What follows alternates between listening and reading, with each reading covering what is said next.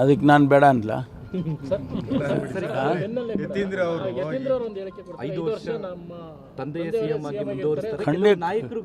ಖಂಡಿತವಾಗಿ ನೋಡಿ, ಇದೆಲ್ಲ ನಾವ್ಯಾರು ತೀರ್ಮಾನ ಮಾಡೋದು. ನಾವು ಭಾಳ ಸಂತೋಷ. ನಮಗೆ ನೋಡಿ, ಒಂದು ಸ್ಥಿರವಾದ ಆಡಳಿತವನ್ನು ಕೊಡುವಂಥ ಸರ್ಕಾರ ಬೇಕು. ಅದನ್ನು ಸಿದ್ದರಾಮಯ್ಯನವರು ನಡೆಸ್ಕೊಂಡು ಬರ್ತಾ ಇದ್ದಾರೆ. ಹಾಗಾಗಿ ಹೈಕಮಾಂಡ್ನವರು ಏನು ತೀರ್ಮಾನ ಮಾಡ್ತಾರೆ ಅದನ್ನು ನಾವೆಲ್ಲರೂ ಕೂಡ ಒಪ್ಕೊಳ್ತೀವಿ.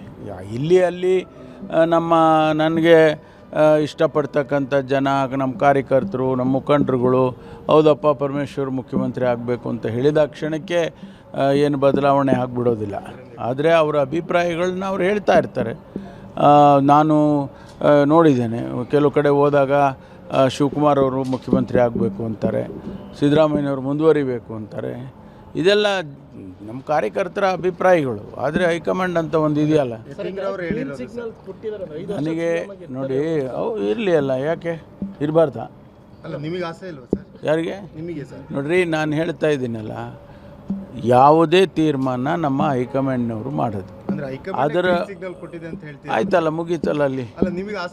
ಅರೆ, ಆಸೆ ಪ್ರಶ್ನೆ ಬರೋದೇ ಇಲ್ಲ ಇಲ್ಲಿ. ಹೈಕಮಾಂಡ್ ಏನು ತೀರ್ಮಾನ ನನ್ನ ವೈಯಕ್ತಿಕ ತೀರ್ಮಾನ ಅಲ್ಲ, ಅದು ನಮ್ಮ ಪಕ್ಷದ ಹೈಕಮಾಂಡಿನ ತೀರ್ಮಾನ. ಅವ್ರು ಏನು ಮಾಡ್ತಾರೋ ಅದಕ್ಕೆ ನಾವು ಬದ್ಧರಾಗಿರ್ತೀವಿ.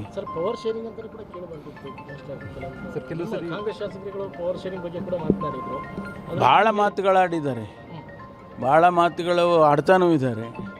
ಅದನ್ನೆಲ್ಲ ನಾವು ಈಗ ಗಮನಿಸ್ತಾ ಇದ್ದೀವಿ.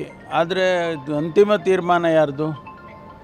ನಂದಲ್ಲ, ಅಥವಾ ಶಿವಕುಮಾರ್ ಅವ್ರದ್ದಲ್ಲ, ಸಿದ್ದರಾಮಯ್ಯನವ್ರದ್ದು ಅಲ್ಲ. ಅಂತಿಮ ತೀರ್ಮಾನ ನಮ್ಮ ಹೈಕಮಾಂಡ್. ಸರ್, ಈ ಎಲ್ಲ ಹೇಳಿಕೆಗಳು ನಿಮ್ಮ ಉತ್ತಮ ಆಡಳಿತಕ್ಕೆಲ್ಲ ಒಂದು ಕಡೆ ಕಪ್ಪು ಚುಕ್ಕೆ ಆಗಲ್ವಾ ಸರ್?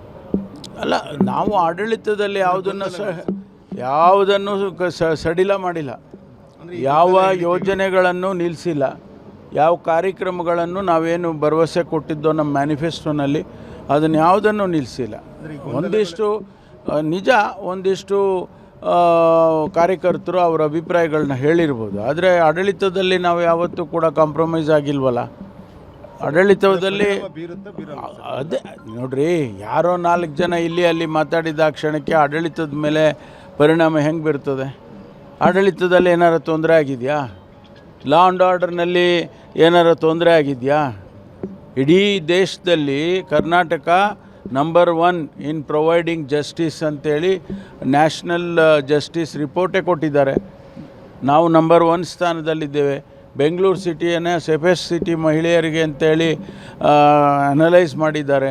125 ಸಿಟಿಯನ್ನು ಅನಲೈಸ್ ಮಾಡಿ ಬೆಂಗಳೂರನ್ನು ಸೇಫ್ ಸಿಟಿ ಫಾರ್ ವಿಮೆನ್ ಅಂತ ಹೇಳಿ ಕೊಟ್ಟಿದ್ದಾರೆ. ಇದೆಲ್ಲ ಏನು ಹೇಳುತ್ತೆ? ನೀವೇ ಯೋಚನೆ ಮಾಡಿ. ಆದ್ದರಿಂದ ಆಡಳಿತದಲ್ಲಿ ಏನು ತೊಂದರೆ ಆಗಿಲ್ಲ ಸರ್. ಮತ್ತೆ